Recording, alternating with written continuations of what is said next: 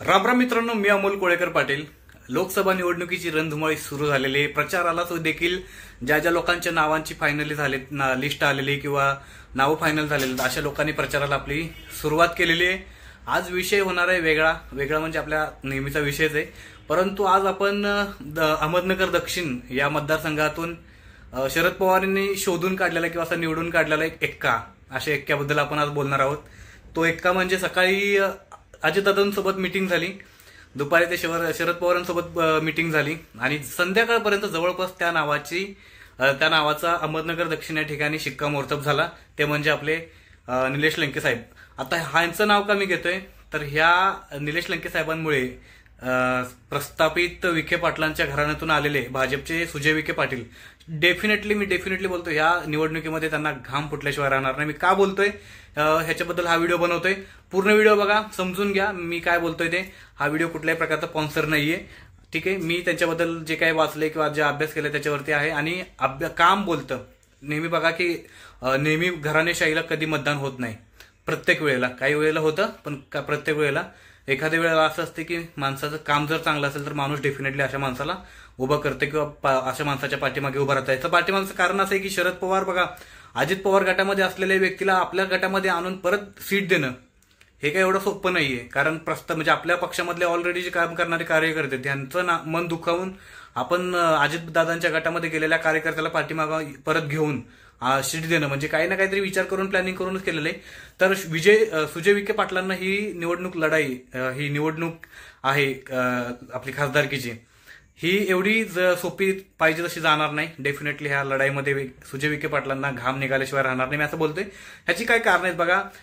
काम बोलतं, जसं मी तुम्हाला बोललोय की निलेश लंके साहेबांचा आता मी पाठीमागे बघितलं, 10 मार्च रोजी त्यांचा बर्थडे झाला, वाढदिवस झाला. त्या वाढदिवसाला त्यांनी तालुक्यातल्या शाळातील मुलामुलींना गावापासून शाळा लांब असल्यामुळे येण्या जाण्यासाठी त्रास होत होता, तर जवळजवळ 7,000 का 7,500 सायकली ह्या दिल्या. आपण पाहतोय की आपले आमदार, खासदार, मंत्री, संत्री आणि नगरसेवक साधा असेल तर वाढदिवसाला लाखो कोटी रुपयांचं डीजे लावतो, पूर्ण पार्ट्या देत, दारूच्या पार्ट्या, बिर्याण्या हे ते सगळं देऊन म्हणजे चुकीचीच कामं करतात की. पण निलेश लंके साहेबांनी दुसरं कुठलं म्हणजे अशा ठिकाणी पैसा इन्व्हेस्टमेंट न करता किंवा अशा ठिकाणी पैसा बर्बाद न करता, इन्व्हेस्टमेंट काय बोला पण शाला, अशा ठिकाणी पैसा बर्बाद न करता त्या 7,000 ते 7,500 मुलांचं भविष्य चांगलं केलं.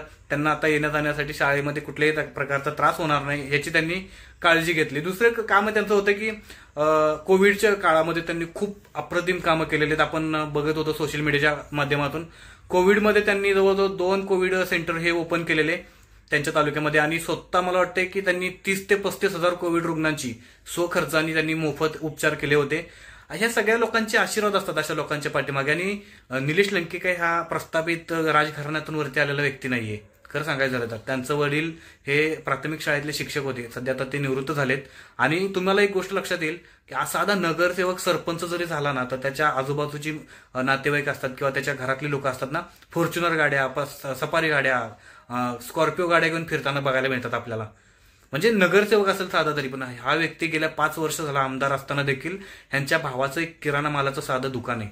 म्हणजे विचार करा की किती साधी लोक आहेत किंवा सामान्य लोक आहेत ती आपल्या तुमच्या आमच्यासारखी. दुसरी गोष्ट मित्रांनो, अहमदनगरमध्ये जेवढे तालुके आहेत त्या तालुक्यामध्ये म्हणजे सुरुवातीपासूनच ज्यावेळेला मी असं बघत होते एकदा की शरद पवार त्यांना भेटण्यासाठी गेले होते, त्यावेळेलाही मी त्यांची क्रेज बघितलेली की एवढी गर्दी बघून स्वतः शरद पवार देखील त्यांच्या घरी गेले. त्यावेळेला ते सुद्धा अवाक झालते आणि त्यांनी सुद्धा त्यांच्याबद्दल काही चांगले शब्द बोलले होते.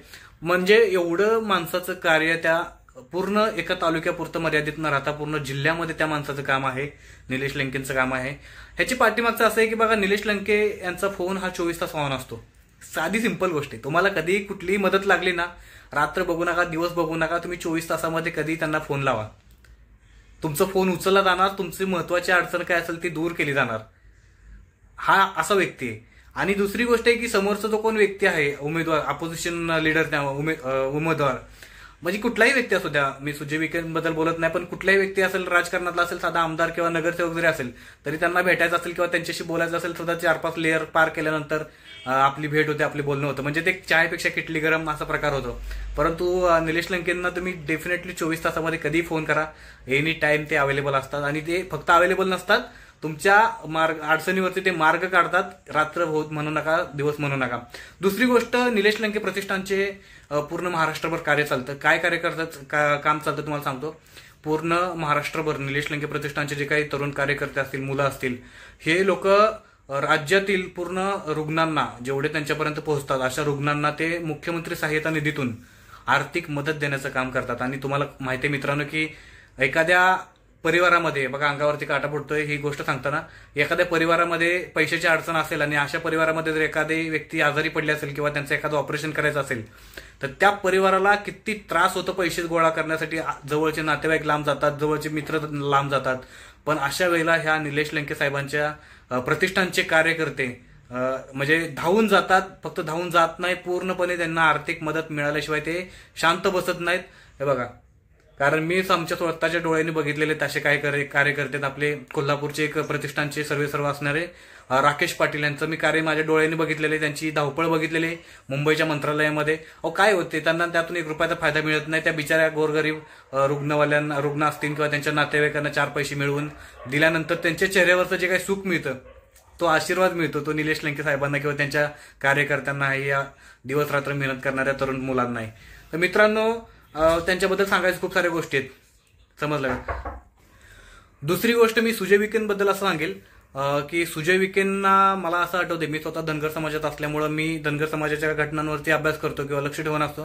तर अहमदनगर ह्या जिल्ह्याचं नाव अहिल्यादेवी होळकर नगर करा असं मागणी आपल्या धनगर समाजाने केली होती. त्यावेळेला सर्वप्रथम विरोध करणारा देखील हा सुजय विखे पाटील होता. ह्या सगळ्या प्रकारांमुळे किंवा नामांतराला विरोध का केला म्हणून काही धनगर समाजाच्या कार्यकर्त्यांनी, नेत्यांनी राधाकृष्ण विखे पाटील यांच्यावरती भंडारा टाकायचा प्रयत्न केला होता.